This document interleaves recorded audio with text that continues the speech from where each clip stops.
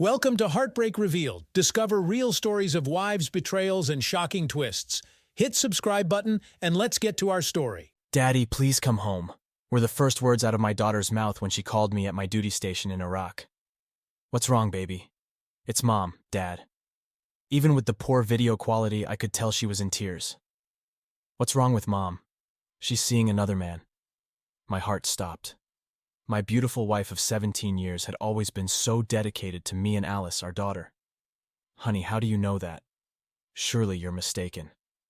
"Dad, she's out with him 2 or 3 nights a week. Sometimes she doesn't come home till 2 or 3 in the morning. This morning she didn't come home till almost 7. "Dad, I'm scared." I choked down the bile that had risen into my throat. "Do you know who the man is, Alice?" "I think his name is Mark something." "Mark Jenkins, yes, that's him. I've only seen him once when he picked Mom up. Tall, kind of skinny guy with short black and gray hair. If that's who it is, he's the city councilman. He drives a big fancy car and sometimes picks Mom up in a limo." That made sense. Karen had worked on his election campaign. Maybe she was just going with him to party or something. But if that's the case, why is she coming home so late? "I need you here, Daddy. Come home, please," Alice begged me. "Honey, I'll see what I can do. But whatever you do, don't say anything to your mom." "I won't, Dad. But please hurry before something really bad happens. I'll do my best. I love you, Alice." "Love you too, Dad." My name is John Miller. I'm 43 years old and a design specialist for a large tech company. I'm also a captain in the Army Reserve, and that's why I'm currently on a 6-month assignment in Iraq, where I serve on the command staff. I've been married to the love of my life, Karen, for 17 years. And the fruit of our union is our awesome 14-year-old daughter, Alice. Karen is 41 but looks even younger. She's the most beautiful woman I've ever known, 5'7", with a terrific body that actually improved after she gave birth to our daughter. Her blonde hair reaches her shoulders, and her blue eyes always sparkle when she smiles, which is often. I could honestly say our marriage has been rock solid. Even when I've been deployed, our time together has been warm and loving. I've never doubted her fidelity, nor she mine. So what happened? I didn't have a clue. I completed all the necessary paperwork for 30 days of emergency family leave and caught a flight that, 26 hours later, found me renting a car at my hometown airport and heading for home. It was Thursday night at 6:30 when I stopped the car half a block from my house. The early December sun had already set, and the streetlights cast an ominous glow on the surrounding neighborhood. I could see that lights were on in my living room, kitchen, and in the upstairs master suite. I could actually see my wife walk past the window a couple of times. It looked like she was getting ready to go out. I called my daughter's cell phone, and after 3 rings, she picked up and spoke softly. "Daddy, is that you?" "Yes, baby. Don't say anything. But I'm here just a half block from the house." "Oh, Daddy, thank you." And I could hear her start to cry. "Is your mom going out tonight?" "I'm pretty sure. She's been in her room for over an hour. I heard the shower, and now I can hear her humming. Sounds like she's pretty excited about her night." "Yeah, I guess. It makes me sick, Daddy. Why is she doing this to us?" "I don't know, Alice. And your mom may not know either. Let's not judge her until we know what's really going on." "What are you going to do?" "I'm not completely sure. I guess I'll just follow them and get the lay of the land before I decide how to respond." "Be careful, Daddy. Do you need to change clothes?" "Nope. I figure my camo fatigues will stand out enough to create a little shock and awe when the time comes." "Good luck, Daddy. I love you." "I love you too, Alice, and no matter what, you and I will always be together." At 7, a black BMW pulled into my driveway, and a tall, slender, well-dressed man climbed out of the car. I thought he'd go to the door, but he talked for a few seconds on his cell phone, and the lights went out in the master suite. A minute later, the door opened, and my wife stepped out onto the porch. She made sure the door locked behind her, then walked quickly toward her date with a big smile on her face. She looked stunningly beautiful, and my heart broke into a million pieces when I saw her glance back at the house to make sure Alice wasn't watching before she gave our illustrious wife-stealing councilman a warm kiss on the mouth. He helped her into the car and they drove away. Fortunately, I was steady enough to snap a picture of the kiss with my cell phone. I followed them at a safe distance, and since the traffic was fairly light, I didn't have a problem staying with them. They drove across town and pulled into the parking lot of the Bristol Hotel. I parked half a dozen spaces away and watched them as they exited the car and entered the building. They walked close together with their arms around each other, and I snapped another photo. It was obvious their affair had been going on for a long time. They were so comfortable together, they looked for all the world like a loving married couple out for a date night. I waited until they were inside the hotel before I put on my camo hat and sunglasses and followed them. When I got inside, I couldn't see them, but wasn't concerned. I got some of the usual smiles and thank you for your service comments, which I acknowledged while at the same time checking out the information board that listed the current events taking place inside the hotel. One stood out: the St. John's Hospital Charity Ball. It was in the third-floor ballroom, and music from the live orchestra was already filtering down to the lobby. Ignoring the bank of elevators that was shuttling well-dressed, well-heeled couples up to the ballroom, I took the stairs, not wanting to be observed too quickly, and realizing my legs needed the exercise since I had been mostly sitting on the series of long flights. When I got to the third floor, I followed the music and easily found the ballroom. I walked past the entrance slowly, glancing in, and sure enough, there they were just inside the doorway, looking and acting like the happy couple they were, greeting friends and supporters. My wife actually glanced back and looked right at me for a second, but I saw no recognition on her face. Why would there be? As far as she knew, I was still 7,000 miles away fighting flies, sandstorms, and insurgents. Oh, and I also noticed she wasn't wearing her wedding rings. When I got past the entrance, I went into the men's room and sat in a stall trying to plan my next moves. I was having a hard time grasping what I'd seen. I was so certain that my marriage with Karen was as solid as any marriage could be. How stupid I felt. Likely the whole time I was in Iraq, honoring my duty to my country, my loving wife was here at home dishonoring me, shattering our wedding vows. And what was wrong with all those people they were meeting and greeting? Didn't they know the woman that was hanging all over the councilman was married to an army officer serving overseas? I felt warm tears begin to run down my cheek, but wiped them away. There was no time for self-pity. I had a plan to formulate and carry out. At the moment, I had a much different enemy to fight than insurgents. I stayed in the bathroom stall for half an hour, giving the festivities an ample opportunity to get into full swing before I made my way through the ballroom door. Only the few people at the entrance paid any attention to me as I edged my body close to the wall and slowly walked to an area away from the bar and food tables, to a vantage point behind a pillar, where I had a clear view of most of the room. I didn't have a ticket to get into the event, but my uniform had more clout than any piece of paper. The young man taking tickets actually saluted me and said, "Welcome, sir," when I came through the door. The thought ran through my mind. It's too bad my wife and her lover don't have that kind of respect for me and the uniform I wear. It took me a few minutes to locate Karen and her date. They were dancing to a slow song, my wife's arms around his neck, her head against his chest, his hands resting possessively on her bottom. I managed to take several photos, but it took all my willpower to keep from rushing onto the floor and decking the guy and kicking his balls up into his kidneys. But that would only give me a little satisfaction and likely put me in jail. What I wanted, what I needed, was absolute proof of their affair, and then I would find an appropriate way to exact revenge for their total disrespect of me, our daughter, and the U.S. Army. They danced another dance, then arm in arm made their way to their table, sharing an intimate kiss and caress before they sat down. I captured it all in photos. I'd seen enough for the moment, so I made my way out to the hallway and found a seat where I could watch the ballroom doors and the elevators. As an Army officer, I had learned patience, and it paid off since another 2 hours went by before the event began to wind down and people made their way out the door and down the elevators.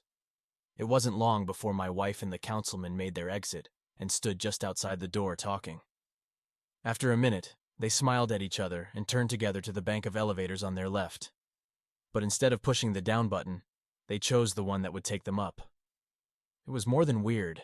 I was only about 15 feet from them, sitting on a bench against the wall, wearing my camo fatigues and sunglasses, my name tag clearly displayed on the front of my uniform, looking totally out of place amid the tuxedos and ball gowns. And though many other couples noticed me and smiled or waved, my wife and her lover were so tuned into each other that they never gave me a glance. As the elevator door opened and they entered, holding hands, I watched to see that their car stopped on the 11th floor and waited to see if it went up again. It didn't, and in fact, it came back down to the 3rd floor where more couples were waiting to go down to the lobby. I made my way back down to the registration desk. I know this is an unusual request, but I have an important message for Councilman Jenkins that I've been directed to deliver to him personally. I showed my government ID. I need to know what room he is in. The young lady at the desk looked worried. Sir, I'm really not supposed to divulge that information. Young lady, if it wasn't of the utmost urgent nature, do you really think I'd be here in my uniform? She nodded a few times and then checked her registry. Has an 11:05. Thank you, miss. I went to the elevators and got off on 11. The arrow pointing to rooms 11:01 to 11:20 went to the left. I walked past 11:05, looked around to see if anyone else was in the hall, and placed my ear against the door. I could hear soft conversation, and that's all. So I went further down the hall until I found the door that led to the stairs. I figured it might lock behind me, so I placed my handkerchief between the door and the latch. Then I checked my watch midnight. Alice said her mother usually came home between 2 and 3, and once lately at 7, so I had a long wait. But again, my army training and patience paid off. Through the window in the door, I could see room 11:05, so I wouldn't miss them when they were done with their escapades. As I waited, I tried to keep my mind on the task at hand, but the truth is, I kept imagining her lover with his hands all over my wife. I could say my heart was broken, but it went far beyond that. I could feel my life spiraling down into a dark abyss where only pain, rejection, and humiliation were left. I knew I had to hold it together for my daughter's sake, but the knowledge that the woman I loved more than anything else on earth and trusted with every fiber of my being was at that very moment giving her body and soul, her love and passion to another man overwhelmed me with a tidal wave of pain. Sometime around 1:30, I stepped out of the stairwell and pressed my ear against their door. I could hear very faint sounds.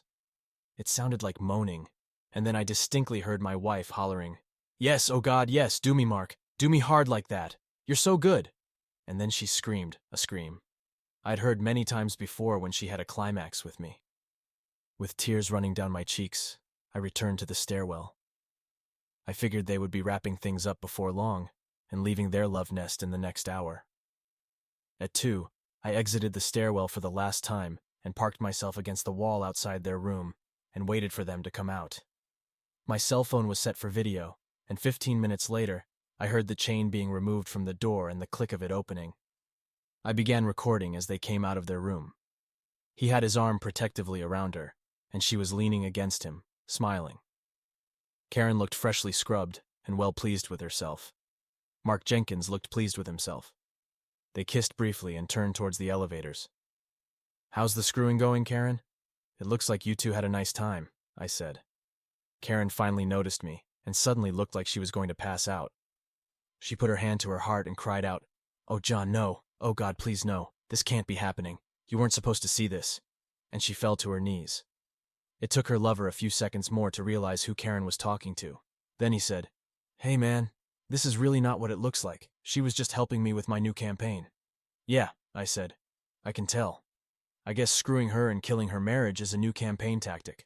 I wonder how the voters are going to view that when the newspapers and TV stations find out you've been screwing an army officer's wife while he's in Iraq defending his country. Wait a minute now. There was no sex involved. Tell him, Karen. Mr. Councilman, don't try to play me for a fool." I saw the kissing at my house and on the dance floor and heard the moaning and the "do me" Mark through the door. "You've won my wife, she's all yours, and I'm sure that you're both proud of the fact that it all took place behind my back while I was dodging bullets 7,000 miles from here. Cowards, both of you. Even my daughter knows what you've been doing." Jenkins stood there stunned, not knowing how to respond, and my wife knelt in a heap on the floor, sobbing. "Don't bother to come home tonight, Karen.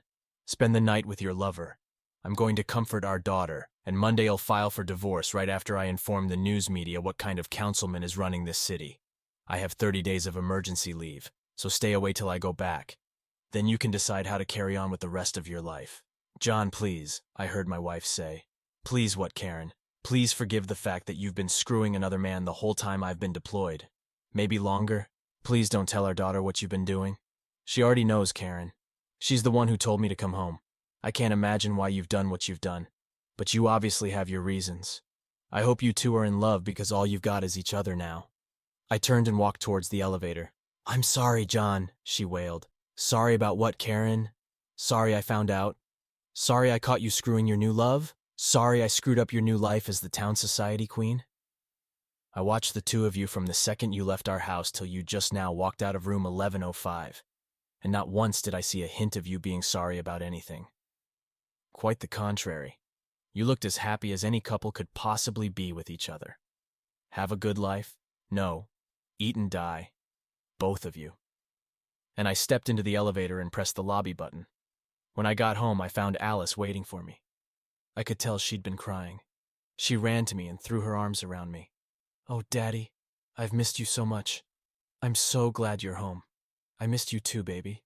More than I can tell you. Did you find them, Dad? Mom and the councilman?"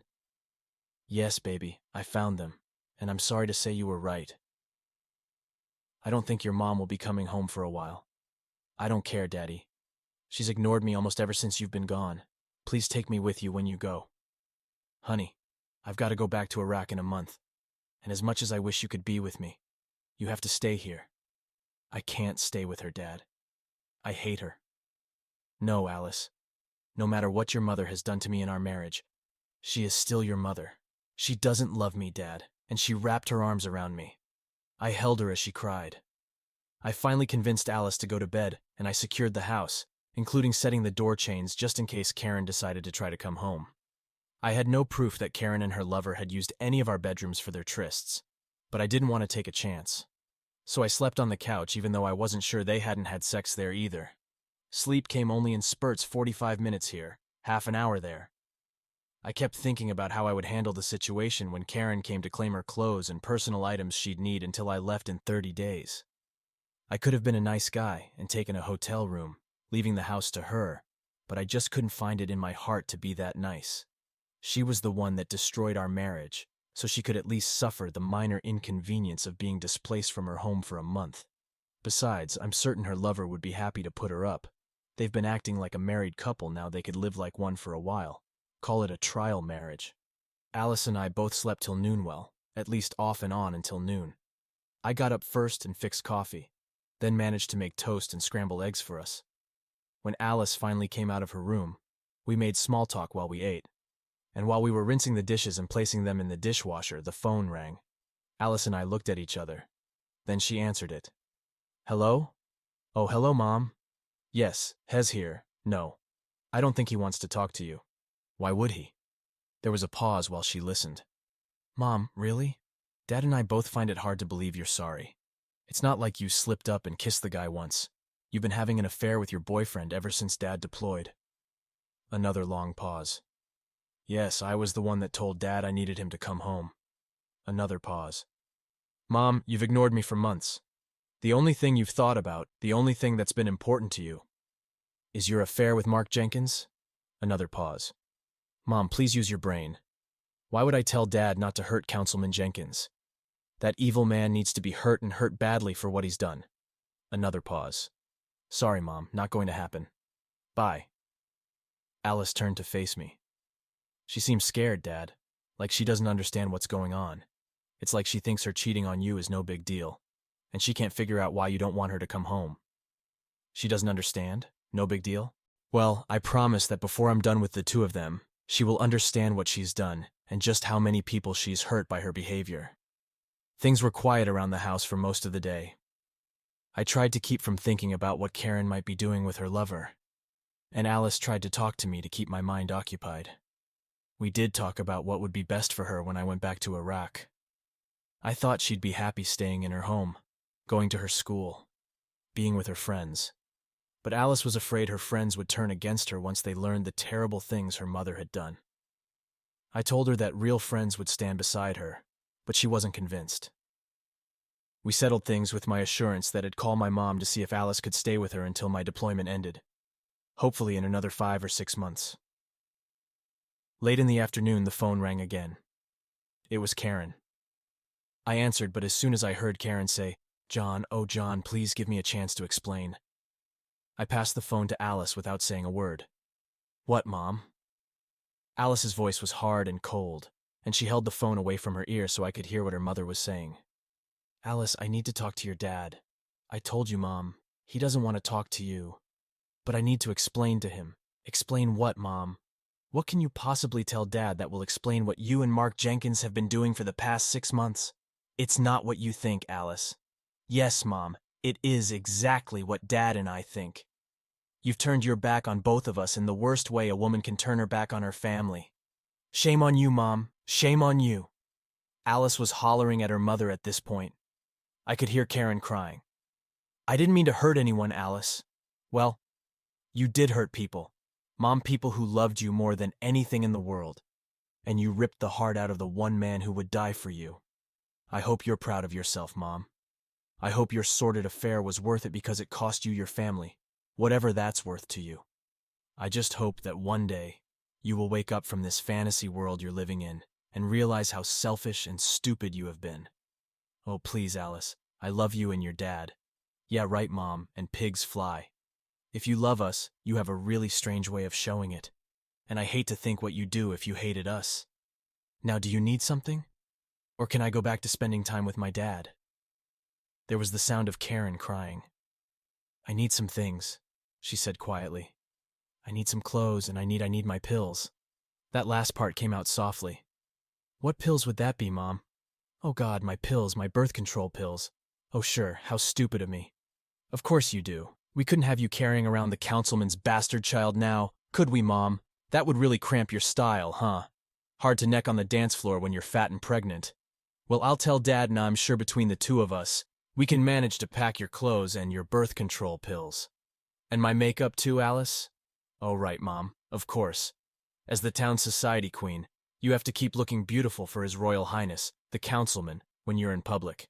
I'll make sure everything is out at the curb by 6:00 tonight so you can drive by and pick it up. Have a nice night, Mom. And she hung the phone up and immediately began to cry. I put my arms around my daughter. You were kind of hard on your mom, Alice. I know, she hiccuped.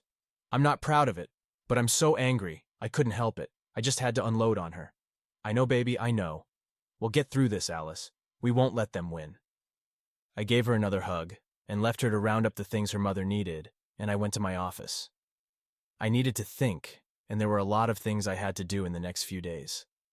My army training kicked in, allowing me to methodically work through everything. I was an expert at putting together battle plans, and this was in all respects a battle. The usual minutia was a no-brainer: find a good divorce lawyer, cancel our joint credit cards, get one credit card in my name and one in Alice's, change the beneficiary to Alice on my life insurance and retirement plans, and move half the money in the checking and savings accounts into accounts accessible only by Alice and me. The more difficult tasks had to do with how to deal with Councilman Jenkins. He had to be punished, and punished in a way that would make him out to be nothing more than a cowardly wife-stealing scumbag. Part of the answer to that task came at 8 that evening in the form of a phone call, which I answered. Miller residence, John Miller. I didn't recognize the man's voice. That's right, Captain John Miller. Captain Miller, my name is Roy Watson. I am a city councilman here and a friend of Councilman Jenkins. I was wondering if I could talk to you about the little misunderstanding involving you, your wife, and the councilman last night. Little misunderstanding? Is that the city's official spin on my wife and Mark Jenkins' sex scandal at the Bristol Hotel until 2 this morning? Now, there's no need for that kind of language. We're just talking about a little late-night party between two consenting adults who likely had a little too much to drink and got carried away a bit. I'm sure if we just talk about it, we can straighten everything out. Nothing to talk about, Roy. Councilman Jenkins has been screwing my wife for the past 6 months while I've been in Iraq, and last night I caught them.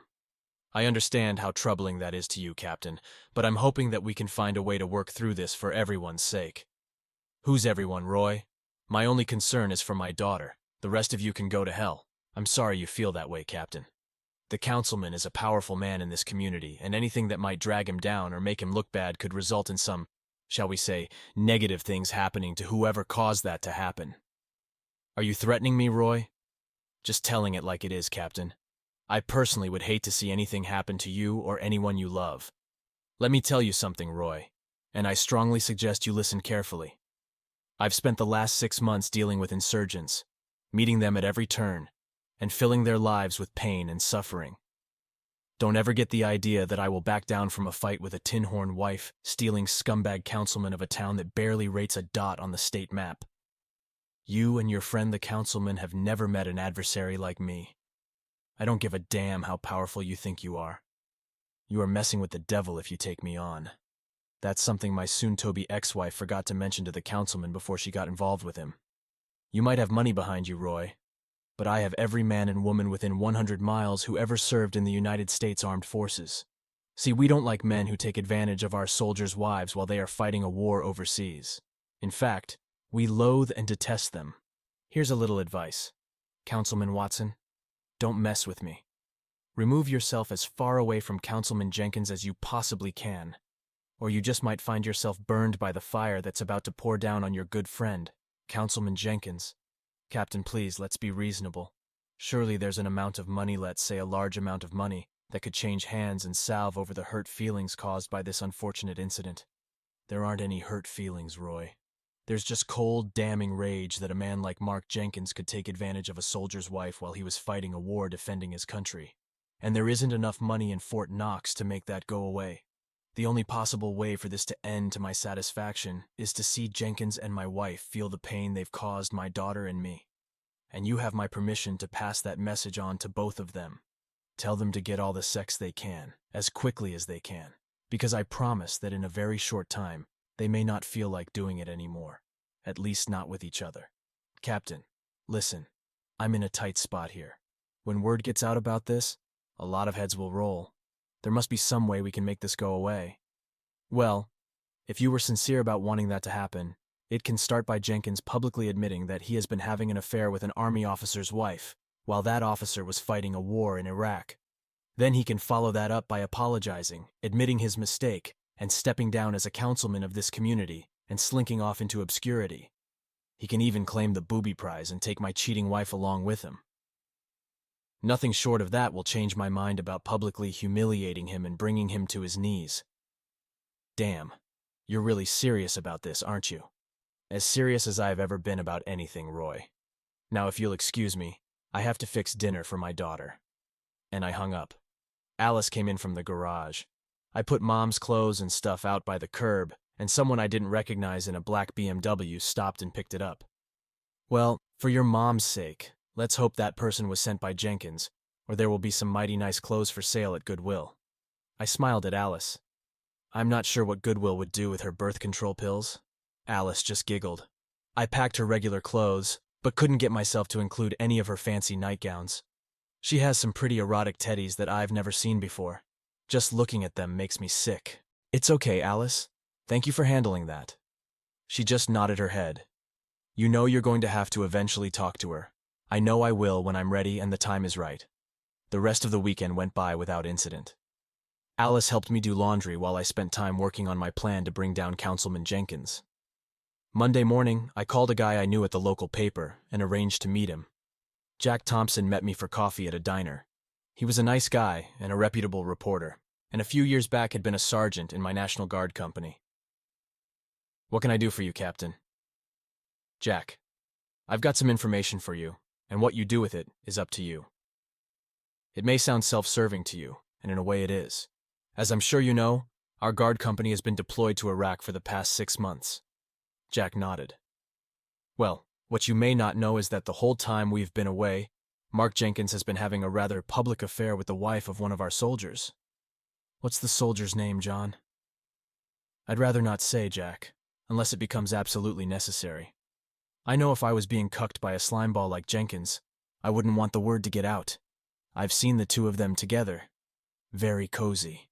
The scuttlebutt on the street is that she is separated from her husband and is going through a divorce. I guarantee you that's not the truth, Jack. In fact, the husband had no knowledge of the affair until a week ago. No separation except the war, and no divorce, at least not yet. I understand, Captain, but I can't make unfounded accusations against the councilman of this town and not get sued. Do you have any proof of the affair? I do. And I showed him the pictures and video I'd taken. Of course, I'd appreciate it if the woman's face was blurred a little. Jack caught on immediately and showed some discomfort. Are you sure you want to go through with this, John? You know the truth will eventually come out. I shook my head sadly. I know, Jack, but I'll just have to deal with the shame. It's not like I was aware of it while it was going on. While Jenkins was screwing my wife, I was 7,000 miles away in that miserable sandbox ducking bullets. The real shame is on Jenkins. You're one of us, So you know what a breach of trust it is to take advantage of a soldier in harm's way by having an adulterous affair with his wife. Jack looked sad and nodded. Let me see what I can do.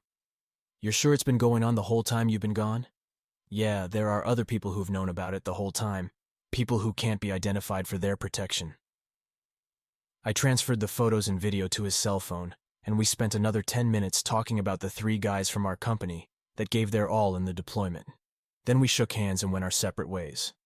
My next step was to find a good divorce lawyer. I found a couple of names online, and after checking their references, chose one that looked promising. Rachel Collins, Esquire, had an office in the downtown district, and I made an appointment for that afternoon. When I got to the office, I was surprised to discover that Rachel stood for Rachel Jane, a tomboyish-looking woman about 50 with graying hair and a non-nonsense attitude. Captain Miller, what can I do for you? I liked the way she got right down to business. I need a divorce, and I can tell you up front, it's not going to be a pleasant one. She rolled her eyes at me. There's no such thing as a pleasant divorce, Captain. But I'll play along. Why won't your divorce be pleasant? Because while I've been in Iraq the last 6 months, the councilman of this little town has been betting my wife on a regular basis. Her eyes flew open and she dropped the pen she was holding. You mean Jenkins? I nodded. Yes, Captain, you have my undivided attention. For the next half hour I told her everything while she took notes, stopping me occasionally for clarification or to ask a question. So your daughter, Alice, is she an only child, and she's 14? How does she feel about what's going on? She hates it. It's tearing her up. She doesn't want to stay with her mother when I go back to Iraq. Well, she's old enough that the court will take her desires into consideration. But since she can't go to war with you, is there another option besides your wife? My mom. I'll call her to see if she'll take Alice until my deployment is up in 6 months. I'm sure she'd love to have her granddaughter stay with her for a while. We talked for the better part of an hour. I gave her the information about our finances, and she told me I need to talk with my wife to see if there was any possible way we could get past what had happened. I told her if she had seen the look in their eyes when they were together, she would understand why there was no way Karen and I could ever put this behind us, and I wanted the papers ready to serve as soon as possible. Another week went by. This time, Karen only called the house 5 times to talk to me. Each time, I told her I would let her know where and when and cut the conversation short. On Friday, I heard from my attorney that the divorce papers were ready to be served. She just needed to know where. I told her I'd invite Karen to my home the following Monday at 2 while Alice was in school, and she could be served at that time. I called Karen's cell and told her I'd like to meet with her Monday at 2 at the house. She tried to keep me online to begin her obviously rehearsed explanation for her behavior, but I cut her off, telling her that she would have all the time she needed for explanations when we met on Monday. Karen arrived a few minutes before 2, and we sat down at the kitchen table. When I saw her, my heart did flips. She looked so beautiful. I guess having an affair with Jenkins had been good for her. Coffee? No, just water, please. I know you want to have the opportunity to tell me some things, and I will give you that opportunity. Thank you, John. I don't want you to get caught off guard, though. So I do need to tell you, before you begin, that in a little while, someone will show up and serve you with divorce papers. Her face lost all its color. Why, John? I don't want that. I didn't want you to have a 6-month affair with Mark Jenkins either, so I guess neither one of us gets our way. John, please, if you'll just hear me out, you'll see why this happened and how we can get around it. Go ahead, talk. You know I worked on Mark's election campaign. The whole time we were thrown together at functions and on precinct walks. And we got to be friends. After you were deployed, I was lonely and depressed, and Mark bought me lunch and let me use him for a sounding board. He really helped me get through the pain of missing you. Then one night, he asked me to attend a dinner event with him. He said there would be a number of very influential couples on hand, and that it might be best if I used my maiden name and left my wedding rings at home, just to keep rumors from getting started. I didn't think about it at the time, but now I see where taking my rings off was a mistake. We met so many people that night, and all of them ended up seeing me as a single woman. When did the sex start? She looked down at her hands. Not right away, though we did dance closely that night. And when he took me home, he kissed me goodnight. And you let him. I was lonely, John. And I just spent a romantic night with a handsome man who had stature in the community and who treated me like a princess. Treated you like a princess while your husband was fighting a war. And that gave you the right to disrespect me? No, it didn't. But I was confused. You were so far away and I missed you so much, and I don't know. He just made me feel good. I nodded and she went on. We went to dinner a couple of times a week after that, and to more and more events. I was starting to have such a good time with him, and it made me miss you less. The sex? She looked down at her hands again. You'd been gone a month. Mark and I were going out 2 or 3 times a week. One night after a romantic dinner, he asked me to go home with him. And you did. She nodded sadly. And I did. I felt horrible afterward. I actually got sick to my stomach and made him take me home. I told him I couldn't see him anymore, that I loved my husband and I couldn't believe that I'd been unfaithful to you while you were fighting a war. But you changed your mind again. She nodded sadly. Mark left me alone for several days. Then he called me and told me how much he missed me. He said he wanted to see me again, but just as friends. He promised he would never put me in a compromising position again, that he too felt bad about what we had done. So you saw him again? Yes. That week he took me to a party at one of his friends' homes on the Bluffs. It was an intimate party with just 5 or 6 couples, all very important people. Sometime during the evening, the wife of a prominent doctor asked me how I had managed to capture the heart of the town's most eligible bachelor. She caught me off guard and I couldn't think of a plausible answer. So I just told her that I was separated from my husband and that we were getting a divorce. In a town this size, that bit of information spread like wildfire and I felt trapped. Alice was spending the weekend with some friends at a horse camp, and I ended up spending the weekend with Mark at his home, and the rest, as they say, is history. Yes, I am heartbroken that I hurt you and Alice, John. It was the worst thing I've ever done in my life, and I'd give anything to undo it. But you can't. No, I can't. Do you love him? I don't know if I love him. I like him a lot. We have so much fun together. Yes, I remember. Sex can be wonderful fun. Is he a better lover than me? No. Oh, I don't know. It's different. Have you been staying with him since I caught you at the hotel? Yes. And still having sex with him? Yes. Are you going to marry him? I don't know. We've talked about it. The doorbell rang. I think that's for you, Karen. She got up and slowly walked to the door. Are you Karen Miller? She nodded yes and was handed a manila envelope. You've been served. For the longest time, Karen just stood there, looking out the door, holding the envelope in her hands. When she finally closed the door and turned around, I could see she was crying. So it's really over between us, John. Yes, Karen, it's really over. You made sure of that. But I love you so much. No, you loved the life we had, but you threw it away. Now you get to go find another life. What about Alice? She wants to go stay with my mom till my deployment ends. Karen finally broke into sobs. Oh God, what have I done? The following day, there was a picture on the front page of the local newspaper with a banner headline that read, "Who is the mystery married woman coming out of a hotel room with Councilman Jenkins?" Underneath the photograph of Karen and the councilman kissing as they exited room 1105 was the caption, "Does her army husband serving in Iraq know what's going on?" The accompanying story gave details about the charity event the two were attending together, and that hotel records clearly showed the councilman had booked the room for the night, and that the couple were photographed leaving that room at 2 in the morning. The story also said that there had been unsubstantiated rumors that the two had been meeting regularly for the past 6 months while the woman's husband was deployed in Iraq. There was more to the article, with the newspaper stating that it was their editorial right to bring the story to light, due to the stature of the man involved, and the nature of the offense against a soldier stationed in harm's way. The shit hit the fan within minutes of the story hitting people's doorsteps.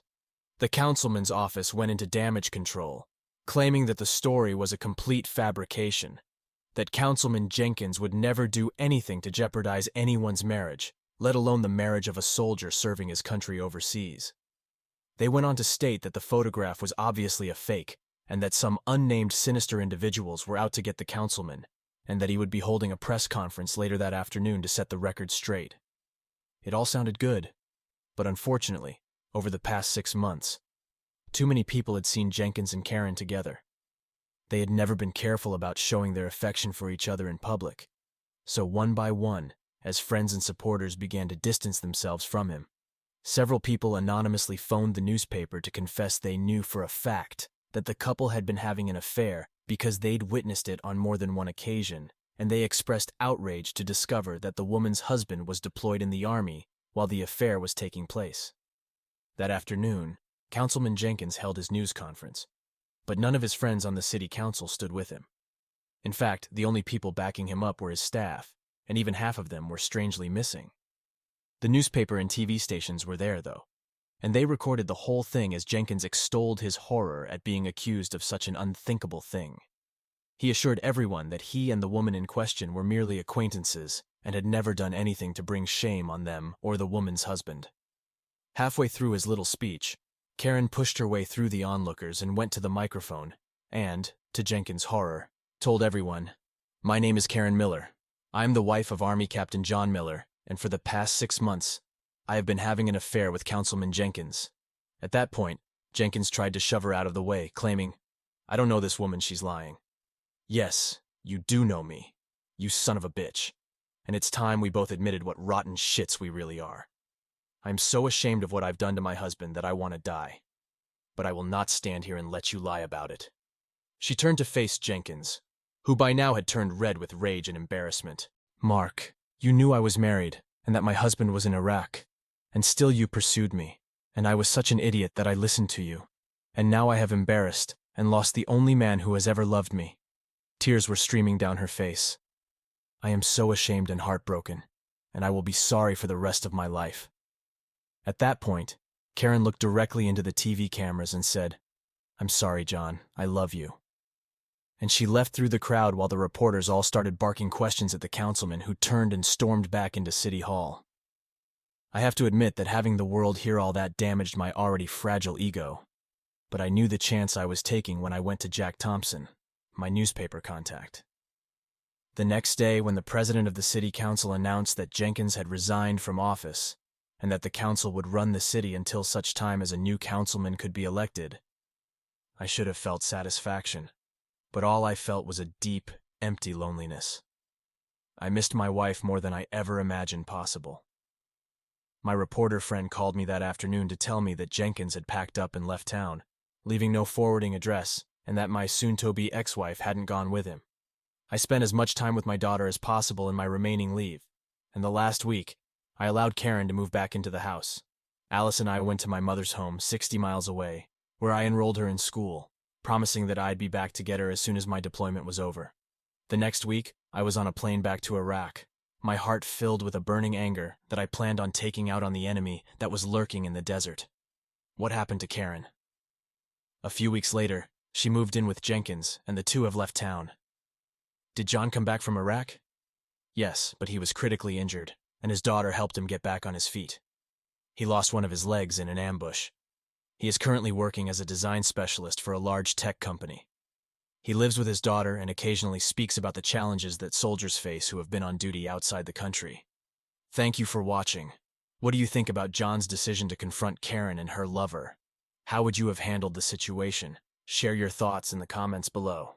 Don't forget to like, share, and subscribe for more intense stories of betrayal and revenge. See you next time.